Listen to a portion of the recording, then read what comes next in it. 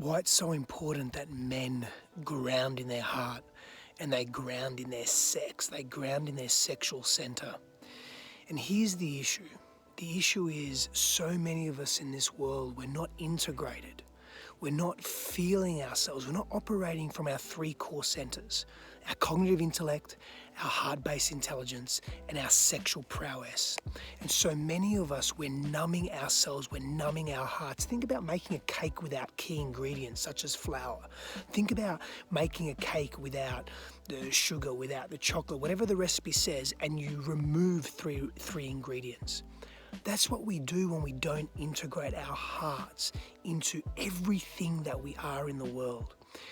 Men have purpose. We all have purpose. I'm speaking specifically to men here for a moment. And when men lack purpose, and we'll go into what the essence of purpose is in a moment, but when we lack purpose, we lack clarity, we lack direction, we become distorted in our expression, we distract ourselves.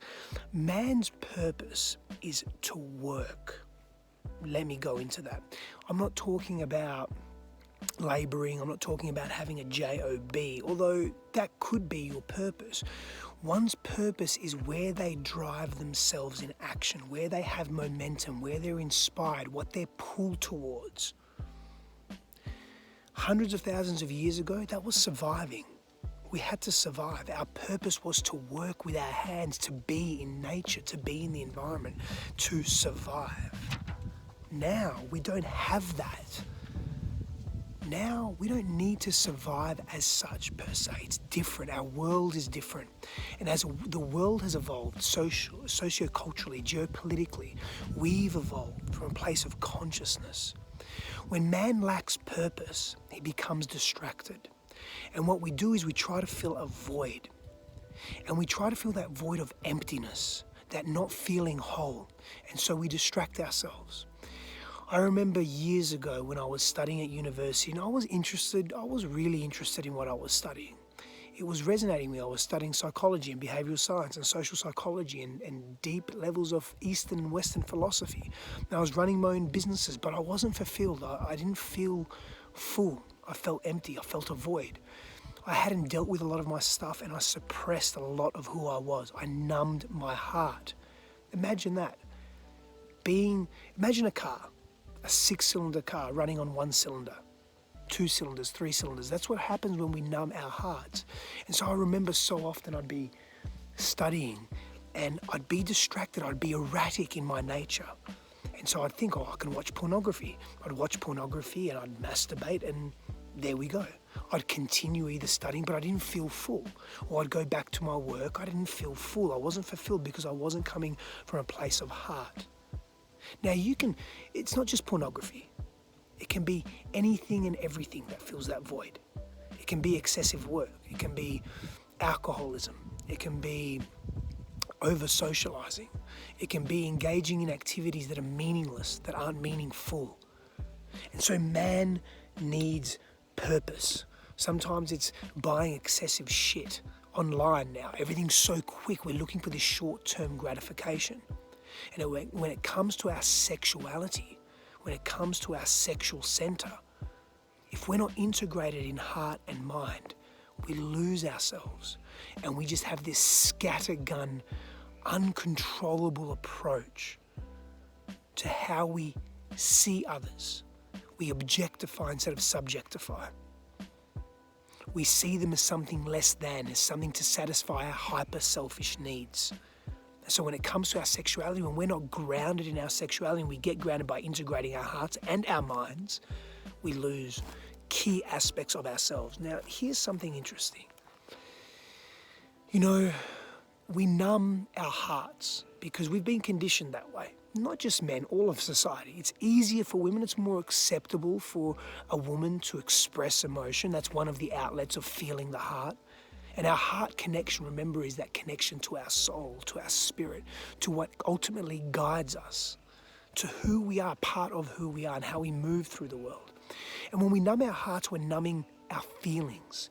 And so we're trying to fill that void of feeling more, but it becomes empty because nothing is as sincere as feeling ourselves in complete truth. And that becomes a habit. It becomes our norm to numb our hearts, to numb ourselves. And what do? Again, we look for that hit. We scroll mindlessly through social media. We try and distract ourselves with things that we think are important, but they're not. And so this habit of numbing becomes the norm. And so we bring that into relationship, or rather we don't. We're devoid of feeling. And people want to feel. People want to feel us. And if we can't give that at the beginning of a relationship, sure, maybe you think you give part of it. You give your attention, you give your energy, you give your presence, but it's not real because it's missing something. When we feel, we grow. Part of our purpose is to grow, is to magnify our essence in this world. Man creates through being and doing in the world, through creating in the world. So part of his purpose is linked to what he creates in the world. The action that he takes, and if his action is sincere and we have momentum, we grow and we expand. If we don't feel, we don't grow. We become numb, we become resistant, we become complacent, we're bored. When we don't feel, we can't grow. When we feel, we sometimes have to deal with our pain, our fears, our traumas that we've experienced, the discomfort that we've experienced in life. Instead of suppressing it, we face it and we deal with it. And that gives us an opportunity to grow. When we're in an intimate relationship, the other person mirrors aspects of ourselves or even aspects of that trauma or that pain. And we get to grow together. And then we have greater purpose in who we are. We find greater meaning in everything that we do. And so when we apply ourselves, when we take action in the world, we apply ourselves fully. We apply ourselves with presence. Now, where attention goes, energy flows. Think about that for a moment.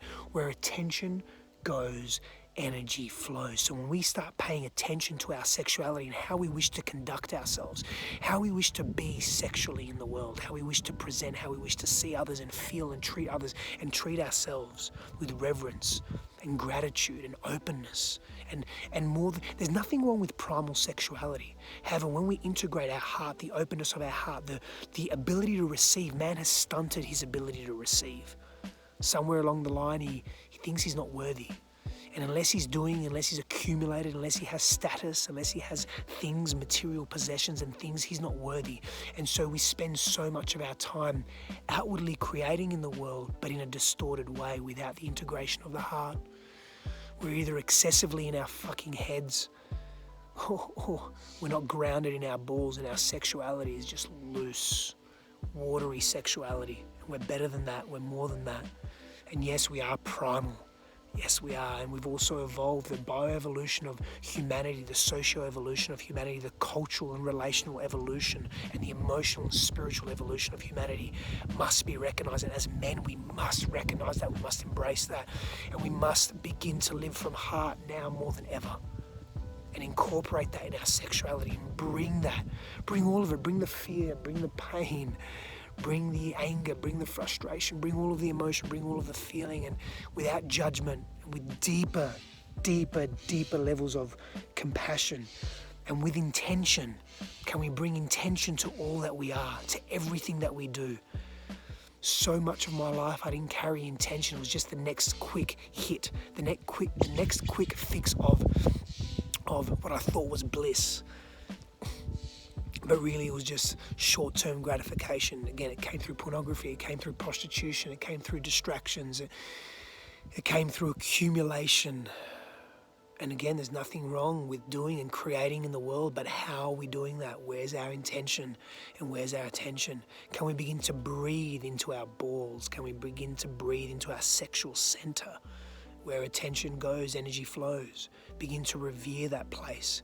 Know that it's a sincere place of power. And with power comes responsibility and ownership.